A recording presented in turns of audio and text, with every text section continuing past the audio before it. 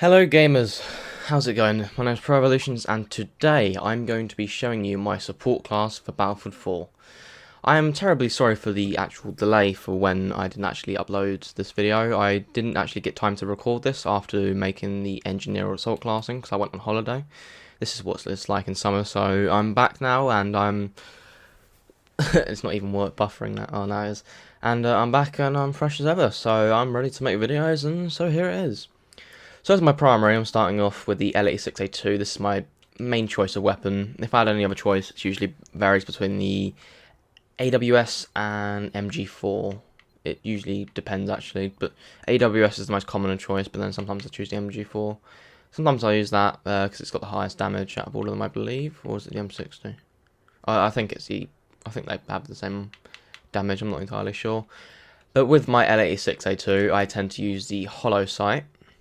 As it's quite good mid-range. I tend to use it with all of them. It's just my favourite sight because I like the way it looks down the, you know, the dot. I don't exactly know, but I like the, as it's, oh no, it says right there, the dot configuration. I like that compared to like a reflex sight, which is just a dot and everything. Plus it's got the slight magnification, so you know it's good to use.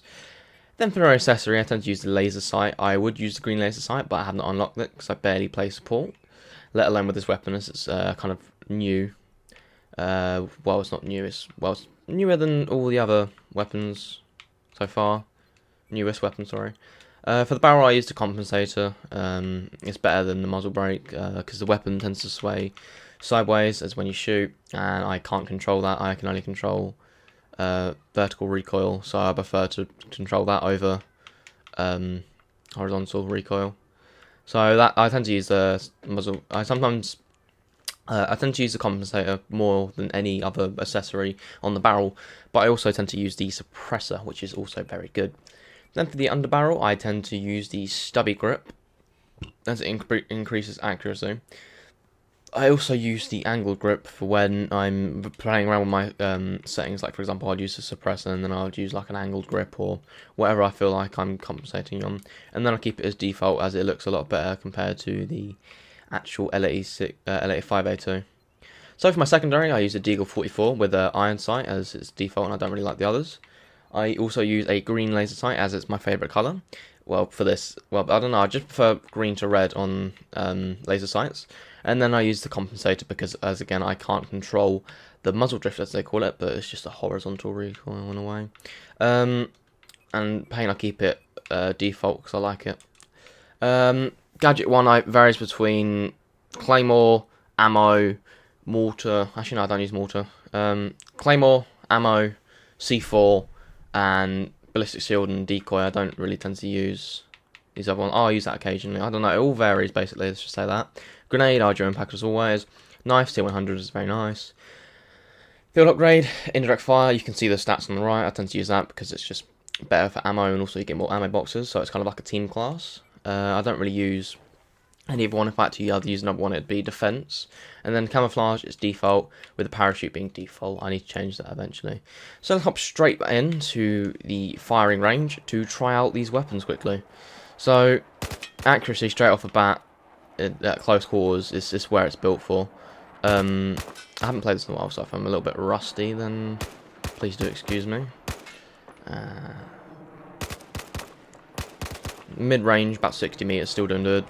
About 76 meters, you still do good. You just need to burst fire it. With all the weapons, I tend to burst fire at distances, especially when it's a sort of mid-range weapon, because it's not really meant to be, you know, kind of used in this one. I'm only gonna slightly just show this one because it takes long usually. I'll just use a mag or whatever. But just quickly show, so I'm trying to make this as quick as possible because the last one was 12 minutes, which was really long. And I'll just show you quickly what it's like just shooting at no, that one destroys. No, I'll just hold trigger. So as you can see, it's actually fairly accurate. It stays within, I don't know, it stays within the kind of I forget what this is called, the white lines. I don't know what it's called. I haven't played games in a while, 2 weeks or 3 weeks, something like that. So this is the Deagle. I'm not going to use it up to large distances because it's horrible to use at large distances, especially when damage per range tends to decrease and stuff like that. I talked about it in my earlier videos, but as you can see, it was like 2 shots here, and now it's 4 shots. So damage decreases over range, so there's no point even going for the targets over there. I'm just showing you how it's like, and I can't even hit it. So I'll quickly just spam it here. Hasn't got that much of a recoil. It's pretty good, and that's my support class. Simple as. So hopefully you've enjoyed this video, and I will be uploading the recon video as soon as possible. And this isn't actually my favourite weapon of choice, it's SRR, but I'll be giving a more detailed explanation on why I use all that for my recon. But hopefully you've enjoyed my support class, and I will see you in the next video.